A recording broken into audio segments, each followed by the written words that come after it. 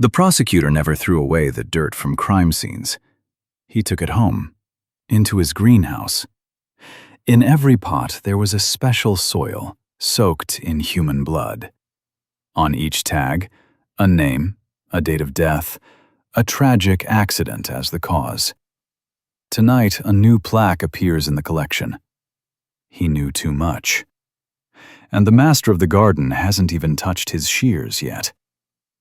7 days before freedom, Raymond Foster was burying the dead. Cardboard boxes lined the wall of his office like caskets awaiting burial.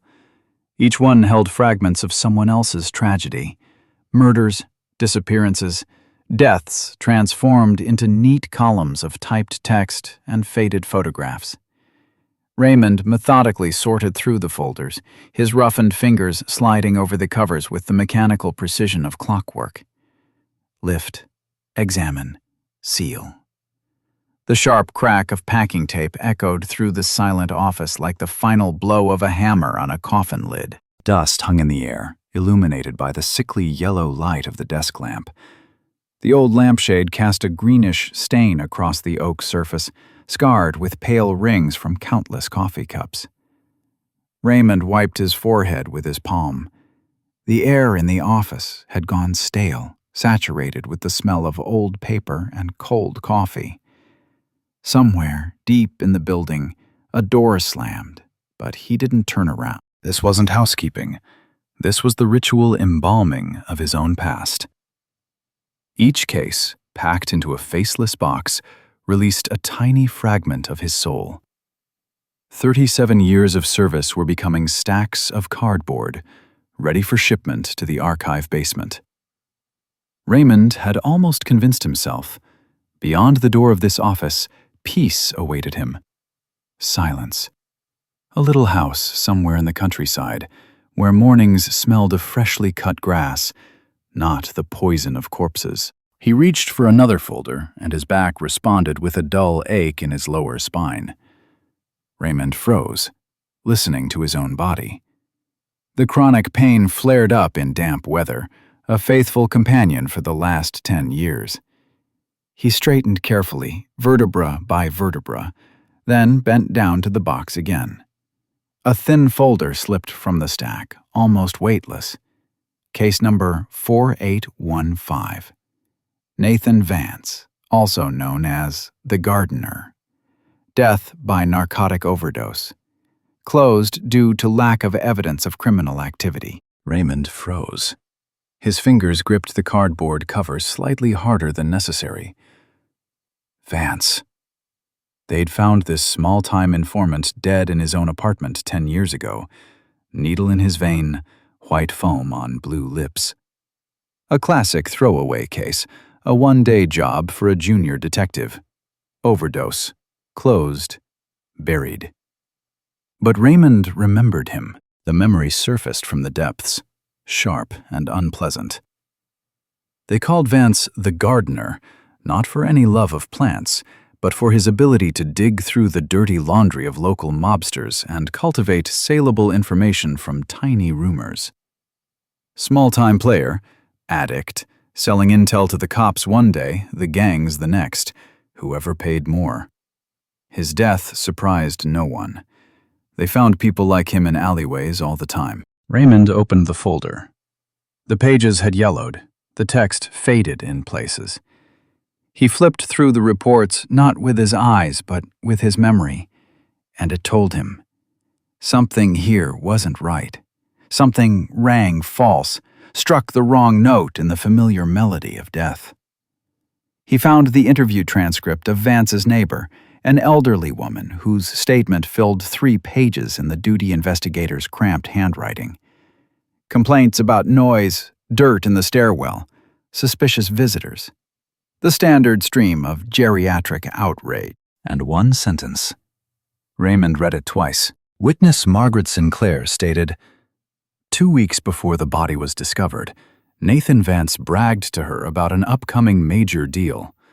According to him, he was supposed to sell a rare black orchid to an important person and planned to leave the city with the proceeds.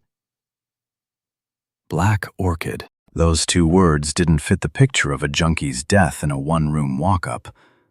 They were too beautiful, too poetic for the filthy reality of an overdose. Raymond closed his eyes, massaging the bridge of his nose. 10 years ago, this detail had pricked his professional instincts, left a tiny splinter of unease. But they closed the case. Orders came from above. No evidence, no resources, no point digging further. He opened his eyes and looked at the photograph in the frame at the edge of the desk. Helen smiled at him through cracked glass, her blonde hair blue in the wind, eyes squinting against the sun. The last summer before.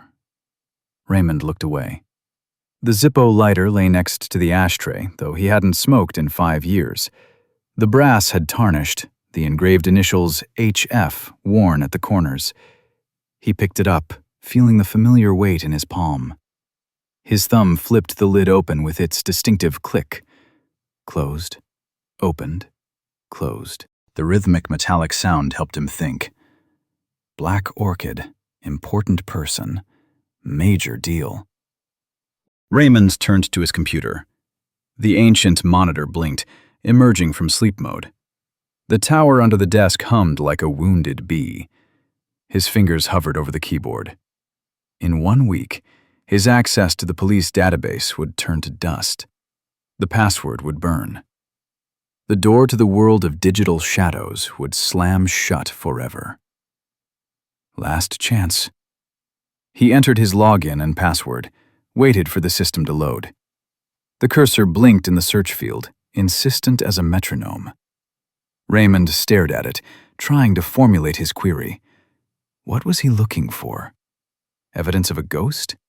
Confirmation of old paranoia? His fingers began to type, name after name, cases that had lived in his memory for years as unresolved dissonances. The ones where all the answers came too easily, where conclusions fell into place too neatly, where suspicions dissolved on command from above. Businessman Marcus Sullivan. Suicide. Jumped from his office window on the eve of a major deal that could have derailed a development project in Midtown. Case closed. Journalist Thomas Blake. Accident. Fell down the stairs in his own home after a series of articles about corruption in City Hall. Case closed. Witness Caroline Mendez. Hit and run. Struck at a crosswalk 3 days before a court hearing in a murder case. Driver never found. Case closed. Raymond entered the names, and the computer obediently produced files. Green letters on a black background formed a monstrous pattern. Each case perfectly documented. Each investigation formally correct. Each conclusion signed by authorized personnel. And in every case, if you dug deeper, one name surfaced. District Attorney Garrett Whitmore. Sometimes his signature appeared on motions to dismiss criminal prosecution. Sometimes he was mentioned as a consultant to the investigative team. Sometimes his name flickered in correspondence between departments. But it was there, always. A thin, almost invisible thread connecting disparate tragedies. Raymond leaned back in his chair. The leather creaked. His temples pounded. He reached for the glass of cold tea, but his hand trembled, and he lowered it back to the desk. Garrett Whitmore. Brilliant attorney. Deputy District Attorney. Graduate of Columbia Law with honors. A man Raymond had sat across from at countless departmental meetings. They weren't friends, two different worlds, but there had been professional respect between them. Or so Raymond had thought. He flipped the lighter lid open again. Click, closed. Click. His mind built defensive lines. Coincidence, statistical error. Whitmore oversaw hundreds of cases. His name turned up everywhere. It didn't mean... But the instinct Raymond had honed over 37 years screamed otherwise. He looked at the monitor. The list of cases expanded. 7 incidents. 9. 12. Each death solved someone's problem. Each disappearance eliminated an inconvenient witness or competitor, and each investigation folded neatly, barely begun. Raymond closed the files. The screen went dark. In the dim light of the lamp, his face looked haggard, drawn. He ran his palm over the stubble on his cheeks. What could he do? He wasn't an investigator. He had no authority. In a week, he wouldn't have any connection to the police at all. This wasn't his war. But the memory of the gardener wouldn't let go. Black orchid. Important person. Raymond looked at his phone. Whitmore's number was in his contacts. 3 years ago, they'd crossed paths on a businessman's murder case. Garrett had helped him with procedural complexities, explained the nuances of the law. Professional. Efficient. The detective picked up the phone, put it back down, picked it up again. He needed to hear a denial. He needed to see bewilderment in Whitmore's eyes, hear him laugh at this absurd, paranoid delusion. Raymond clung to that hope like a drowning man to a straw. He dialed the number. Rings. Long, measured. Raymond Foster. Whitmore's voice was warm, almost friendly. What an unexpected pleasure.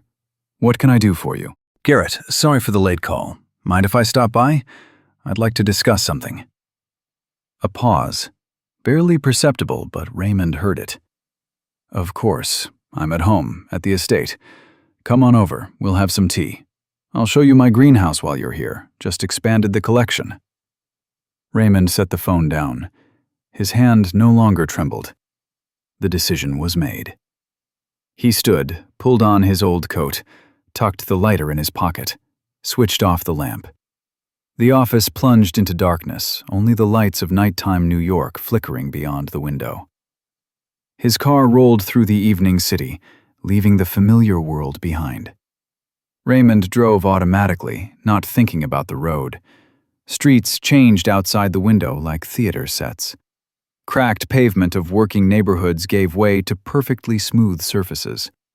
Generic apartment buildings yielded to estates hiding behind tall fences. The Hamptons greeted him with the cold indifference of an exclusive enclave. Security cameras on posts swiveled, tracking movement. Raymond slowed at the gate, gave Whitmore's name to the guard. The man nodded without making eye contact, and the barrier rose. Garrett's mansion towered among impeccably manicured lawns, a cube of glass and concrete bathed in soft light. Raymond parked at the entrance, killed the engine. Silence crashed over him, unfamiliar and troubling. There was no city noise here, only the whisper of wind through tree branches. He stepped out of the car. Cool air burned his lungs. Raymond climbed the steps to the massive door. Before he could press the bell, the door swung open. Garrett Whitmore stood in the doorway wearing an expensive cashmere sweater in ash gray. Tall, lean, impeccably groomed. The silver at his temples seemed less a sign of age than an element of style. Cold gray eyes looked welcoming, but Raymond caught an appraising gleam in them. Raymond, come in. Good to see you. The handshake was firm, the palm warm. Whitmore stepped back, allowing his guest inside. The foyer greeted Raymond with space and sterility. Polished marble reflected the light of recessed fixtures. Abstract paintings hung on the walls in expensive frames, splashes of color, devoid of meaning. The air smelled of something expensive and artificial. Tea? Coffee? Whitmore moved with the easy grace of a host. Tea, thanks. Excellent. Let's go to the greenhouse. It's more comfortable there. He led Raymond through a living room where white leather sofas surrounded a glass coffee table. Everything was immaculately clean, measured, lifeless. The greenhouse door was glass. Whitmore pushed it open, and a wave of heat washed over Raymond. Humid, thick air struck his face. Raymond stepped inside and froze. The temperature here was 10 degrees higher than in the house. Sweat instantly beaded on his forehead. Breathing became harder. The air felt dense, saturated with the scents of flowers and damp earth. The greenhouse stretched into the distance, extending beyond sight. Black shelving units lined the walls, covered with orchids. Hundreds of plants, each under purple grow lights. The flowers looked exotic, almost alien. Spotted petals, bizarre shapes, predatory colors. Whitmore walked ahead without looking back. Raymond followed, feeling out of place in this tropical haze. His coat hung heavy on his shoulders, his shirt stuck to his back. In the center of the greenhouse stood a steel table with instruments, pruning shears, scalpels, scissors, arranged with surgical precision. Whitmore picked up one of the shears, turned to the nearest plant. "Orchids require constant care." His voice was even. "The slightest negligence and the flower dies. But if you do everything right..." He carefully trimmed a wilted leaf. "They live for decades." Raymond didn't respond. He watched Whitmore's perfect profile, his calm, manicured hands holding the instrument. Predator and gardener in one. "How's the job?" Whitmore set the shears down. "Heard you're heading into retirement." "In a week," Raymond heard the rasp in his own voice. "Well-earned rest. You've done a lot for this city." The pause stretched. Whitmore turned, his eyes studying Raymond with the same thoroughness with which he examined his plants. "But you didn't come here to discuss your pension." It wasn't a question. Raymond pulled the lighter from his pocket. Click. The lid opened, closed. The metallic sound was lost in the hum of ventilators. "I was going through the archive today," he began slowly. "Old cases. Stumbled across one. Nathan Vance. They called him the gardener. Remember that one?" Raymond didn't take his eyes off Whitmore's face, searching for a reaction. Surprise, confusion, anything. Garrett didn't flinch. Instead, something flashed in his eyes. Interest. Almost joyful. He smiled, slowly, indulgently. "The gardener," he repeated, savoring the word. "Of course I remember." He didn't make excuses, didn't ask clarifying questions. Instead, he gestured for Raymond to follow him deeper into the greenhouse. Raymond walked, feeling his pulse quicken. His back broke out in cold sweat despite the heat. He understood. Something irreversible was about to happen. Whitmore stopped before a solitary plant on a black pedestal. The orchid was breathtakingly beautiful. Its petals gleamed a deep black, velvety and dense. Under the grow lights, it looked carved from the night sky itself. Garrett extended his hand, and with a tenderness Raymond had never seen in him, touched a finger to the edge of the flower. Paphiopedilum rothschildianum, black form. Rarest specimen. Very temperamental, requires special conditions. He looked at the flower, not at Raymond. His voice sounded soft, almost affectionate. "I call this one Nathan." The last words hung in the thick air of the greenhouse. Whitmore turned, and his cold gray eyes met Raymond's gaze.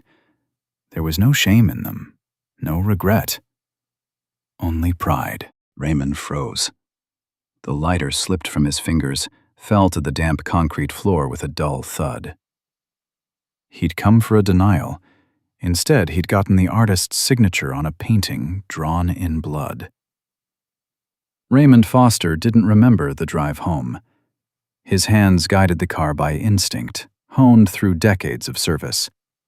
Turn here, slow down there, signal. The headlights of oncoming cars became blurred spots of light, rushing past. The city existed somewhere beyond the boundary of his perception, distant, foreign, hostile. In his ears echoed a single phrase, a broken record. "I call this one Nathan." Whitmore's voice had been calm, almost tender. The prosecutor had stroked the black velvet petal with such gentleness, the way a father touches a child's cheek. Raymond had seen pride in those cold gray eyes. Not shame, not fear of exposure. the pride of an artist before his masterpiece. The car turned onto a familiar street. Through the windshield, the outlines of old buildings emerged. Raymond couldn't tear his gaze from the road, afraid that if he blinked, he'd find himself back in that suffocating greenhouse among predatory flowers. He parked at the precinct, killed the engine. Silence flooded the cabin, dense and suffocating. 40 years. 40 years he'd served the law. 40 years investigating murders, catching criminals, believing in the system. And all that time, beside him, in that same system, a man had thrived who turned people into trophies. How many times had they sat in the same courtroom? How many times had they exchanged handshakes at departmental meetings? Raymond looked at his hands on the wheel. They were trembling. He got out of the car. Cold night air burned his lungs but brought no relief. His feet carried him to the familiar entrance. The duty officer behind the glass nodded without looking up from his newspaper. Raymond climbed the stairs, gripping the handrail. Each step took effort, as if he were climbing not 2 flights, but an entire mountain. The corridor greeted him with echoing emptiness. Fluorescent lights hummed overhead, casting deadened light on faded linoleum. Raymond reached his office, opened the door, didn't turn on the light. He sank into the chair. Leather creaked in the darkness. Cardboard boxes of case files lined the walls, silent witnesses to his defeat. Each folder inside them was part of a grand farce. He'd searched for justice and found only a carefully edited version of truth. How many cases had Whitmore closed? How many murders had he buried under piles of procedural dismissals? Raymond pulled the lighter from his pocket. Click. The lid opened. A small flame flared in the darkness, pulling from the shadows her face in the cracked frame on his desk. Helen smiled at him through the glass. Her eyes, full of light and trust, looked at a man who believed in what he did. She'd died believing in him. Click. The flame went out. Raymond set the lighter on the desk. His career had been a lie. He wasn't a guardian of order, but a blind gardener who'd diligently weeded flower beds while the chief predator calmly controlled the entire garden. Whitmore had allowed him to catch petty thieves and incompetent killers, creating the illusion of a functioning system, while he cultivated his collection. 37 years. Meaningless. Lost. Raymond closed his eyes, listening to the silence, but it brought no peace. In it echoed Whitmore's laughter. Quiet, guttural, full of intellectual superiority. The detective straightened. Emotional numbness began to recede, giving way to another feeling. Cold, crystalline fear. Garrett Whitmore wasn't afraid of him. The visit to the greenhouse hadn't been a confession born of hubris. It had been a demonstration. The prosecutor had shown him the orchid Nathan for the same reason a collector shows a rare painting to a select guest, because he's confident in the absolute security of his treasure. Whitmore had assessed him, weighed him, rendered verdict. An old detective, one step from retirement, without connections, without influence, without allies. His word against word. Conspiracy theory against the reputation of a brilliant attorney. Chances of success? 0. Raymond opened his eyes. In the darkness of the office, the outlines of boxes emerged, each one a small grave for someone's tragedy. How many people had died while he'd honestly filled out reports? He'd stopped being a detective. He'd become a problem. And Garrett Whitmore didn't leave problems unsolved. Somewhere in the greenhouse, a pot for a new flower had already been prepared. Somewhere, special soil had already been selected. Raymond stood. He needed to leave. Sitting here in the dark meant surrender. He pulled on his coat, left the office. The corridor remained empty. His footsteps echoed off the walls. Outside, night had thickened. Street lights cast circles of yellow light on wet pavement. Raymond got in his car, started the engine. He needed to go home. He needed to think. He pulled out of the parking lot, turned onto a familiar street. In the rear-view mirror, headlights flared. Raymond slowed at a traffic light. A dark sedan stopped 2 cars behind. Ordinary scene in the nighttime city. The light changed. Raymond drove. The sedan followed, maintaining distance. The detective turned right into an alley. The sedan repeated the maneuver. Cold crawled up his spine. Raymond accelerated. The headlights in the mirror drew closer, but not too much. The car maintained constant distance, didn't attack, didn't fall back, just followed. This was a message. We see you. We know where you are. You have nowhere to hide. His heart beat faster. Raymond jerked the wheel hard, diving into a narrow passage between buildings. His car shot past dumpsters, emerged onto a parallel street. He checked the mirror. The sedan's headlights appeared methodically around the corner. The pursuer wasn't hurrying. He was demonstrating professionalism, calm, methodical, merciless. This wasn't a Hollywood chase with squealing tires and dizzying stunts. This was a hunt. Slow. Inevitable. Raymond knew these streets. 30 years of work had burned the city map into his memory. He turned into a familiar courtyard, drove through an archway, emerged into an alley. The headlights disappeared from the mirror. He exhaled. Too soon. The sedan appeared from the other direction, emerging from a parallel passage. The pursuer knew the city just as well. Raymond pressed the gas, weaving between parked cars. The old engine strained, but obeyed. The detective turned into a dark archway where no lights burned, shot through it, and braked sharply in the shadow of a building, killing his headlights. Seconds later, the sedan rolled slowly past, not noticing him in the darkness. Raymond waited 1 minute. 2. Silence. He cautiously started the engine and drove in the opposite direction. The only safe place was the precinct. He returned there, parked right at the entrance under the streetlights. The duty officer looked up from his newspaper, glanced at him with surprise. "Forget something, Foster?" "Documents." Raymond's voice came out hoarse. "Need to finish up." He climbed the stairs. The corridors greeted him with the same echoing emptiness, but now it seemed not peaceful, but threatening. The walls that had always been his fortress had become prison walls. Whitmore's influence extended everywhere.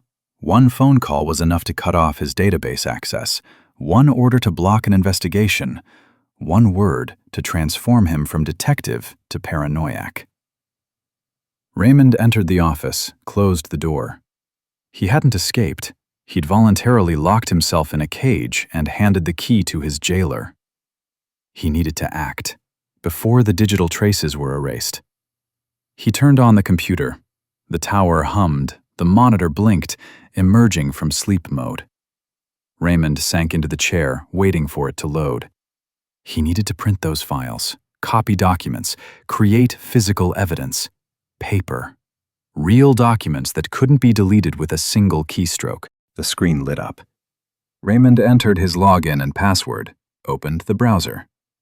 The familiar login page for the electronic database appeared before him. He clicked on the archive icon. The screen flickered. Instead of the database interface, a red box appeared with text in large letters. Access denied. Contact system administrator. Raymond froze. His fingers hovered over the keyboard. Error. System glitch. He closed the window, tried to log in again, entered login, password, hit enter. The same red box, the same merciless text. Access denied. Raymond looked at the calendar hanging on the wall. January 23rd. 3 more days until his official retirement. He should have access until the 26th. They'd cut him off. The door had slammed shut. With a deafening, yet utterly silent click, the detective leaned back in his chair. The leather creaked. The red box on the screen glowed like mockery, like a seal on a death warrant. This wasn't a system error. This was Garrett Whitmore's next move. Understanding crashed over him in a wave of icy clarity. While Raymond had been racing through nighttime streets, playing tag with a hired shadow, the prosecutor had made the only move that mattered. Quiet, elegant, devastating. One phone call to the right person. One request delivered in the right tone. Detective Foster has discipline issues. Cut his access early, for his own good. Whitmore hadn't sent killers, hadn't made threats. He'd simply severed Raymond from his only weapon, information. In one instant, the senior detective had been transformed into a crazy old man with conspiracy theories. Theories he now couldn't confirm with a single document. Every accusation he made would look like the ravings of a senile retiree settling personal scores with a brilliant prosecutor. He had no proof, no evidence, no access, no allies who would believe him. Raymond sat before the dark screen in absolute silence. Whitmore had outplayed him, like a grandmaster outplays a novice who can't see 3 moves ahead. The prosecutor hadn't just put him in check. He'd swept all the pieces from the board, leaving Raymond alone in the center of emptiness. The detective looked at Helen's photograph. Her smile, frozen beneath cracked glass, seemed like a reproach. He'd made her a promise to fight for justice, protect the innocent, punish the guilty. He'd broken it. Raymond closed his eyes. Exhaustion pressed down like a lead weight. 40 years of service had ended in nothing. Whitmore had won. Game over. The silence in the office was absolute, and in that dead silence came a short, melodic sound. Ping! Raymond jerked. His eyes flew open. He looked at the monitor. In the lower right corner of the screen, a notification for a new email appeared. 3 a.m. Who could be writing him now? His hand reached for the mouse. The cursor slid to the mail icon. Raymond clicked. The inbox opened. One unread message in the top line. The sender's address, a meaningless string of numbers and letters, automatically generated. The subject line consisted of one word. To the gardener. Cold ran down his spine. This was a message addressed personally to him. No one called him that, except... Raymond moved the cursor to the line. His finger hovered over the mouse button. Should he open it? Or was this a trap, a virus, a way to track his actions? He clicked. The email unfolded on the screen. There was almost no text, just one line beneath an attached file. Raymond clicked on the image, and it expanded to fill the screen. The photograph was crystal clear, professional. It showed an orchid, a delicate, almost translucent flower of ghostly white. Its petals hadn't fully opened yet, preserving the virginal purity of the bud. The plant sat in a fresh terracotta pot against the background of familiar black shelving units. Whitmore's greenhouse. Below the photograph, in the same calm typeface, ran an inscription. And this one, I think, I'll call Raymond. The detective stared at the screen. Blood drained from his face. His fingers gripped the edges of the desk. This wasn't a death threat. This was something infinitely worse. Garrett Whitmore wasn't going to kill him. Murder was too simple, too quick, too merciful. The prosecutor wanted something else. He wanted to break Raymond. Slowly, methodically.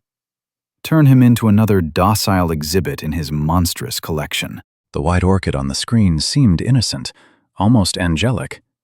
But Raymond understood its true meaning. This was his portrait.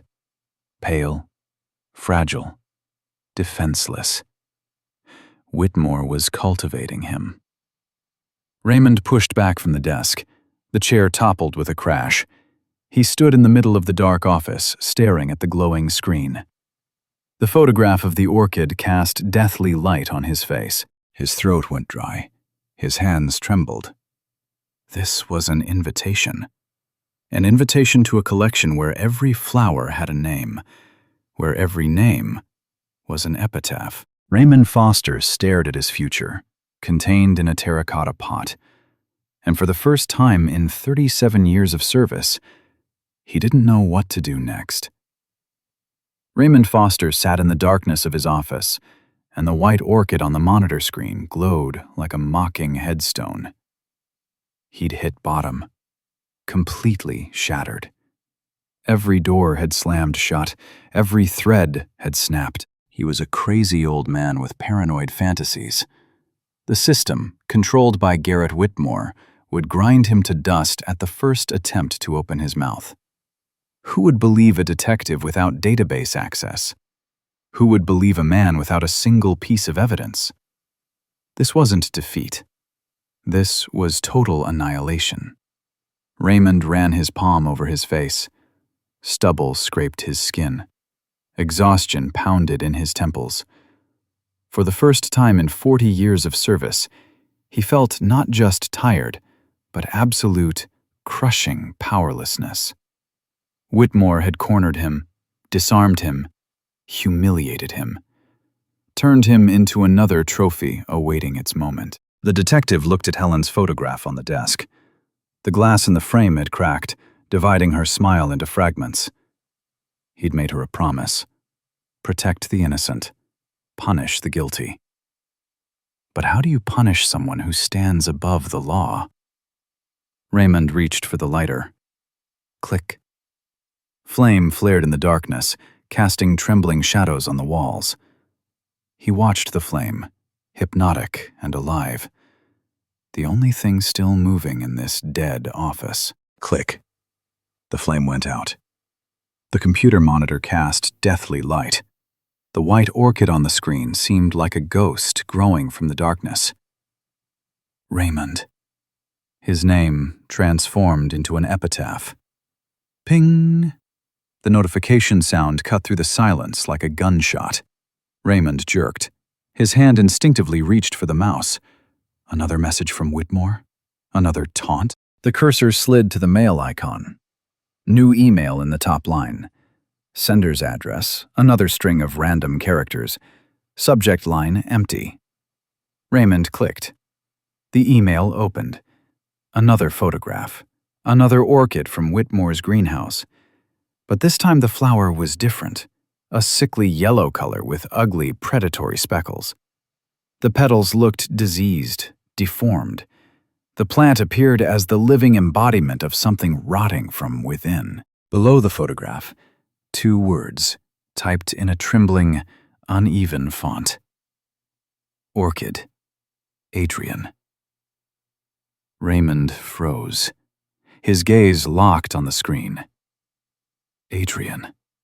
Not the nickname of a victim, not the alias of someone murdered.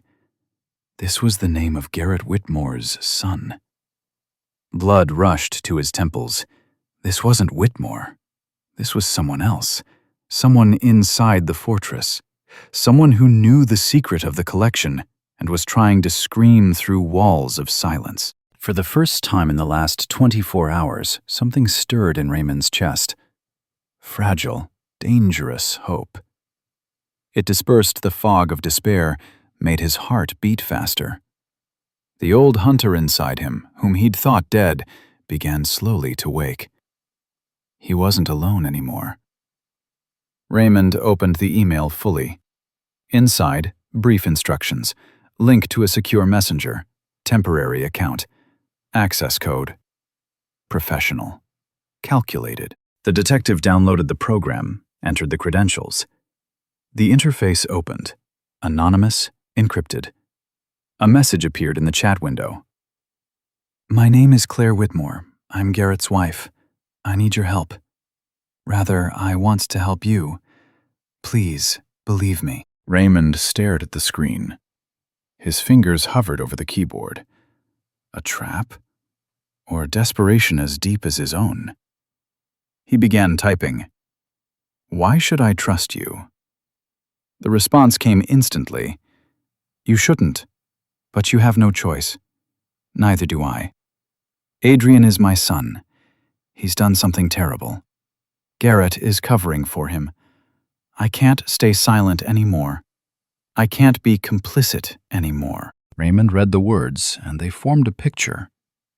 Claire Whitmore.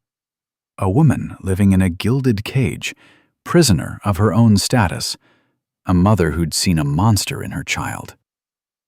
"What do you want from me?" he typed. "The key to everything is in Garrett's private study, in an old journal. He doesn't trust important records to computers. Leather binding behind the books on the shelf. Names, dates, amounts are in there. Physical evidence that can't be deleted." Raymond leaned back in his chair. The leather creaked. A journal. Handwritten records. Something that couldn't be erased with a single keystroke.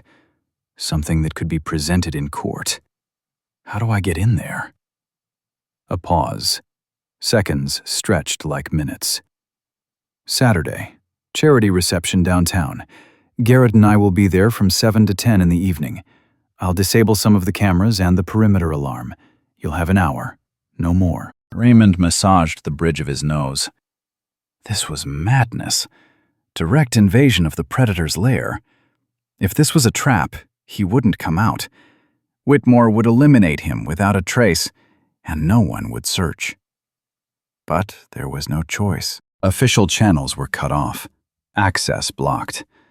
This journal was the only ghostly chance to escape the digital isolation they'd placed him in. "I'll be there." The response came almost instantly. "Thank you. Please be careful. If Garrett finds out, he'll kill us both." Raymond closed the messenger, deleted the program, erased all traces of the conversation. Professional habit worked automatically. He looked at the watch on his wrist. The mechanical hands showed 4 in the morning. 3 days until Saturday. 3 days to prepare. 3 days to convince himself this wasn't suicide. Saturday came too quickly. Raymond Foster sat in his car on a dark street a couple blocks from the exclusive enclave. Streetlights cast circles of yellow light on wet pavement. Light rain drummed on the roof. The clock hands showed 7 in the evening. He pulled out the lighter. Click. Closed. Click. The rhythm helped calm his nerves. The phone vibrated. Message from Claire. "They've left. Cameras disabled. North entrance. Terrace door unlocked. 1 hour. Good luck." Raymond started the engine. The car pulled away, gliding over wet streets. He drove slowly, without hurry. Couldn't attract the attention of the enclave's security. The gate. Raymond stopped, gave a name from the guest list that Claire had sent him. The guard checked the database, nodded. The barrier rose. The Whitmore mansion towered among impeccable lawns, a dark cube of glass and concrete. Panoramic windows reflected the night sky. The house seemed empty, dead. Raymond parked in the shadow of trees, got out of the car. Cold air burned his lungs. The rain had stopped, but moisture hung in the air. The silence of the exclusive enclave was absolute. No barking dogs, no children's shouts, no music. Only the whisper of wind through branches. He moved along the shadow of the tall fence, every step calculated, every sound controlled. Old skills he'd honed for decades worked like muscle memory. North entrance, terrace door. Raymond tried the handle. It gave. He slipped inside. The house greeted him with sterile silence. Polished marble reflected moonlight penetrating through panoramic windows. The air smelled of something expensive and artificial. Air purifier, scented candles, the smell of power and money. Raymond moved down the corridor, listening. Every second counted, every creak of parquet, potential catastrophe. Garrett's study was in the far wing, massive oak door slightly ajar. Raymond entered. The space reflected its owner's soul, perfect order, Expensive furniture of dark wood, leather chairs, enormous desk with nothing superfluous on it, wall of books, legal references, art albums, antique editions. Raymond approached the shelves. Claire said, "Behind the books."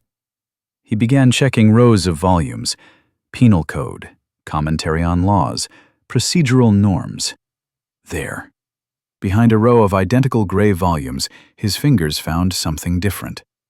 Leather binding, worn, warm to the touch. Raymond pulled out the journal. Triumph pulsed in his temples. Here it was. Material evidence, something that couldn't be deleted, something that could be presented. He turned toward the door, and at that moment, a quiet, distinct click echoed through the house. Raymond froze. His gaze darted to the alarm panel by the door. The green light went out. The system hadn't turned on, it had turned off. Icy understanding ran down his spine. Claire hadn't let him in. She'd locked him in. This was a trap. Headlights illuminated the panoramic windows. A dark sedan pulled up to the house, braked sharply. Doors flew open. Whitmore's security. Raymond didn't hesitate. Instinct took over. He grabbed a heavy bronze paperweight from the desk, scales of justice sculpture, mocking in its irony. He swung, hurled it at the glass door leading to the garden. Glass exploded, shards scattered with deafening ringing that echoed through the empty house. Raymond jumped outside. Night coolness struck his face. Perfectly manicured lawn beneath his feet. Ahead, darkness of the garden, bushes, trees. Behind, shouts, pounding of heavy feet. He ran. This wasn't a marathon. This was the desperate sprint of a man with nothing to lose. Raymond dove into the shadow of a massive oak, circled a marble fountain. A spotlight on the house wall flared, pulling his figure from the darkness. "Stop!" A booming voice from the watcher cut through the night. Raymond didn't stop. He turned between rows of decorative bushes. Branches lashed his face. His old body protested. Lungs burned, lower back responded with dull pain. But adrenaline was stronger. Behind him, footsteps. Professional. Methodical. The watcher wasn't hurrying. He was running down prey, like a wolf runs down a wounded deer.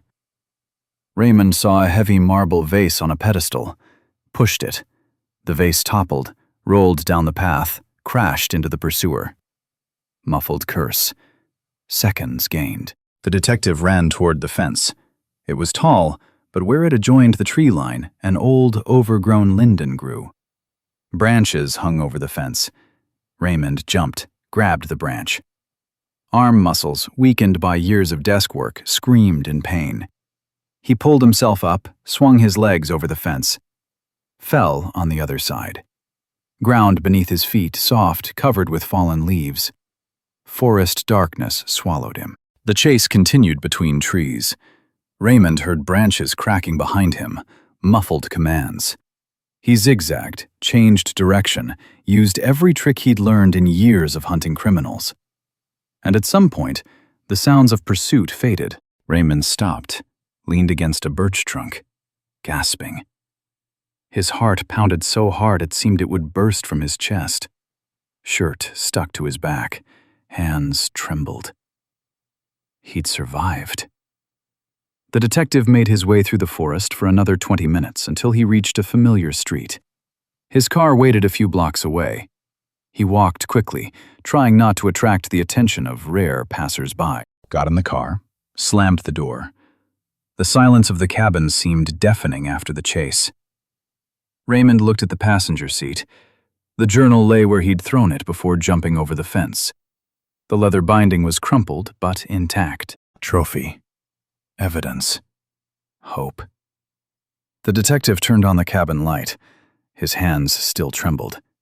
He opened the journal and froze. The handwriting on the pages wasn't what he'd expected to see. Not the large, confident handwriting with strong pressure of Garrett Whitmore. This was elegant, fine, but nervous, breaking handwriting. Feminine. Raymond flipped through the pages. Dates, entries, personal thoughts. This wasn't the prosecutor's journal. This was Claire Whitmore's diary. Bewilderment gave way to icy horror. He'd been deceived.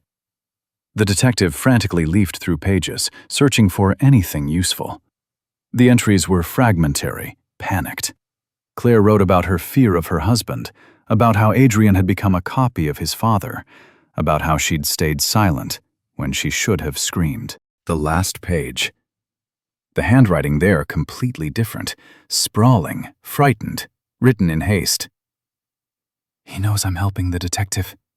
He figured it all out. He took Adrian and is driving to our place. He'll kill him to cover his tracks and pin the blame on me. This diary is my suicide note. If you're reading this, I'm already dead. Goodbye. C.W. Raymond dropped the diary on his lap. Blood drained from his face. Whitmore had used him.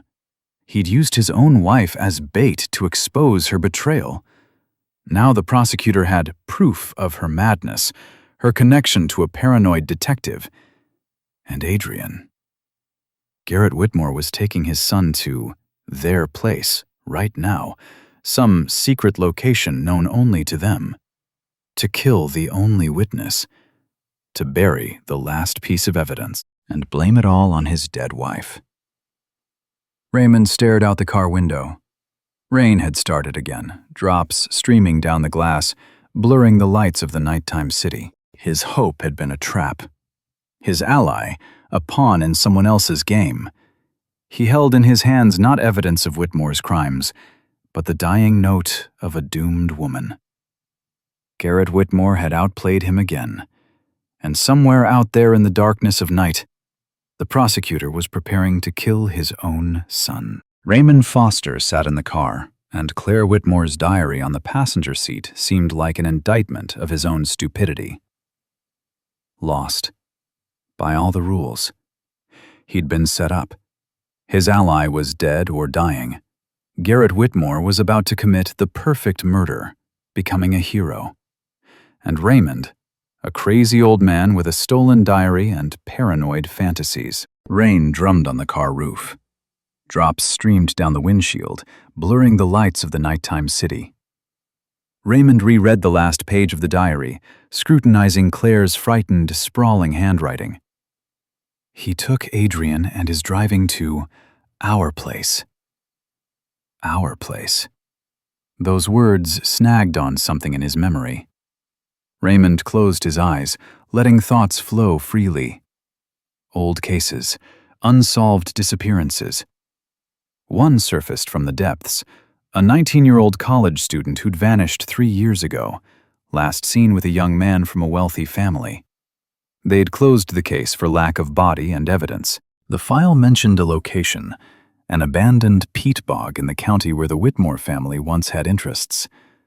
A witness had seen a car there matching the one Adrian drove, but they'd dismissed the testimony, buried the case. The peat bogs. This was madness, a desperate, irrational hunch, but Raymond had no choice. He started the engine. The car shot forward. The highway flew past. Raymond pressed the gas, passing the occasional truck. The old engine strained but obeyed. The city fell behind. Lights gave way to darkness of fields and forests. He drove from memory, recalling maps from that old case. Turn after the gas station. Dirt road past the demolished warehouse. Rain had turned the road to mud, but Raymond didn't slow down. One thought pulsed in his head. Get there in time. An hour's drive became 45 minutes. The dirt road ended. Ahead stretched a dark plain, the abandoned peat bog. Raymond killed the engine. Silence crashed over him, absolute and oppressive. He got out of the car. Cold wind struck his face, bringing with it a smell, sharp, acrid, suffocating. The smell of peat, swamp dampness, and something ancient, rotting. The ground beneath his feet was black, viscous, as if absorbing light. In the distance, among brown stacks of peat resembling ancient burial mounds, stood a solitary vehicle. Dark sedan. Raymond recognized it. Garrett Whitmore's car. The detective moved forward. Each step took effort. The ground grabbed at his soles, sucked him down. Overhead hung a low, leaden sky. No stars, no moon. Only deathly twilight. This was a place where the laws of civilization didn't apply. Edge of the world. Void. Raymond picked his way between peat hills, listening. Wind whistled in his ears, but through it came other sounds. Muffled voices. He cautiously peered around another stack and saw the final scene. Garrett Whitmore stood in the middle of the wasteland, perfectly straight, calm. His expensive black coat didn't have a speck of dirt, hair impeccably styled. In his right hand, a pistol, lowered but ready for use. Before him, on his knees in black mud, Adrian. Raymond had expected to see a monster, a cold-blooded killer. But the young man trembling in the puddle was pathetic. A frightened child. His expensive jacket smeared with mud, face streaming with tears. He sobbed, hands folded in prayer. "Dad, I'm sorry. I didn't mean to. I was scared. She threatened to tell—" "Hush." Garrett's voice sounded even, almost tender. This wasn't a father's anger. This was cold, methodical elimination. Whitmore wasn't going to punish his son. He was going to erase a problem. Raymond took a step forward. A branch cracked under his foot. Garrett Whitmore turned and smiled. "Raymond Foster." His voice was warm, welcoming. "I was expecting you." The prosecutor didn't look surprised. He looked pleased. "Glad you could make it. A witness will lend everything more credibility." Raymond stepped into the open space. Mud squelched under his feet. He stopped several yards from Whitmore, meeting his eyes. Witness to what? Garrett raised the pistol, but not aiming, more demonstrating. To tragedy. A father forced to kill his own serial killer son. A grieving husband who lost a wife, who helped her sick child hide crimes. His cold gray eyes studied Raymond. And a paranoid detective who illegally broke into a prosecutor's home, trying to help a murderer escape. Raymond remained silent, listening. "Claire left a diary," Whitmore continued. "In it, she confesses everything. How she helped Adrian, how she was going mad with guilt, how in desperation she turned to you, an old, senile detective. A patronizing smile. You'll be an accomplice. A man who tried to shelter a criminal out of personal animosity toward me. And you'll be a hero," Raymond said hoarsely. "Of course. A father who found the strength to fulfill his duty to the law, even when it concerned his own family." Garrett lifted his chin. "The media will write about my tragedy for months. My career will get new momentum. Department of Justice, perhaps." He said this with such calm, with such cold calculation, as if discussing strategy in a chess game. "Adrian will try to run," Whitmore explained. "I'll be forced to shoot. You'll try to intervene. Second bullet. Self-defense. Perfect." Adrian sobbed louder, swaying on his knees. "Dad, no, please, I'll do everything you say. Hush," Garrett repeated. His voice hardened. "You've done enough damage already." He slowly raised the pistol, aiming at his son's head. Raymond stood motionless. Every cell in his body screamed the need to act, but reason paralyzed him. He had no weapon, no allies, no evidence. Whitmore had won. The prosecutor looked at Raymond, savoring the moment. He wanted to see complete defeat on the detective's face. Despair, horror, and he saw it. Raymond Foster looked like a broken old man watching the triumph of absolute evil. Garrett's finger began slowly pressing the trigger. "You've thought of everything, Garrett." Raymond's voice sounded unexpectedly calm. Whitmore froze, raised an eyebrow. "Of course, you've anticipated everything," Raymond continued in the same even tone. "But you forgot something about gardening. Silence." This phrase, spoken here at the edge of the world, among peat hills and under a dead sky, sounded absurd, like the ravings of a madman. On Garrett Whitmore's face appeared for the first time an expression different from cold confidence. Bewilderment. Slight, barely noticeable, but it was there. "What are you talking about?" "Orchids," Raymond took a step forward. "Especially rare varieties require special soil, not universal potting mix from a store, a unique blend. Bark, moss, charcoal, a pause, and peat." Whitmore listened but didn't lower the pistol. "And the soil here, at these peat bogs," Raymond gestured around the wasteland, "has a unique chemical composition. Result of proximity to old industrial waste. Rarest combination of trace elements. Found almost nowhere else." "What's the point of this lecture?" Garrett's voice grew colder. Raymond met his eyes. "When I was in your greenhouse the first time, I noticed an orchid with yellow, sickly petals. You didn't name it, but I figured it out." "Adrian." The detective pulled the lighter from his pocket, turned it in his fingers. "And while you were admiring other flowers, explaining the intricacies of care, I did something out of old habit." Garrett Whitmore froze. The pistol slowly lowered. "I scooped up a pinch of soil from its pot," Raymond said. "Discreetly, instinct. 40 years of work taught me to collect samples." He put the lighter away. "I sent the soil for analysis to an old friend in Vermont, bypassing your people in New York." The silence became absolute.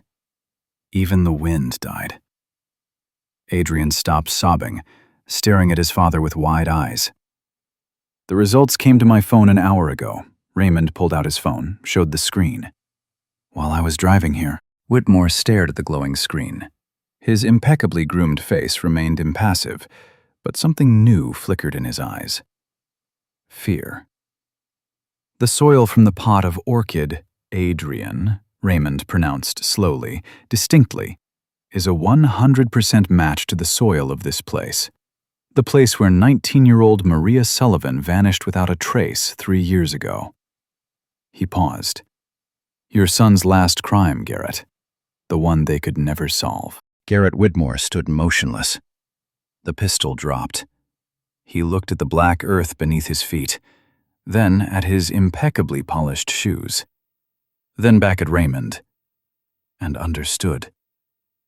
Realization came in waves. Raymond watched it overwhelm the prosecutor, destroying the perfectly constructed edifice. Whitmore, in his passion for symbolism, in his desire to grow a trophy on earth soaked with evidence, had created the primary piece of evidence himself. He'd brought dirt from the crime scene into his sterile home. He'd bound himself to this place more tightly than any chains. He hadn't just covered for his son. He'd reveled in it, transforming evidence into an art object. And this act of arrogance became the cause of his downfall.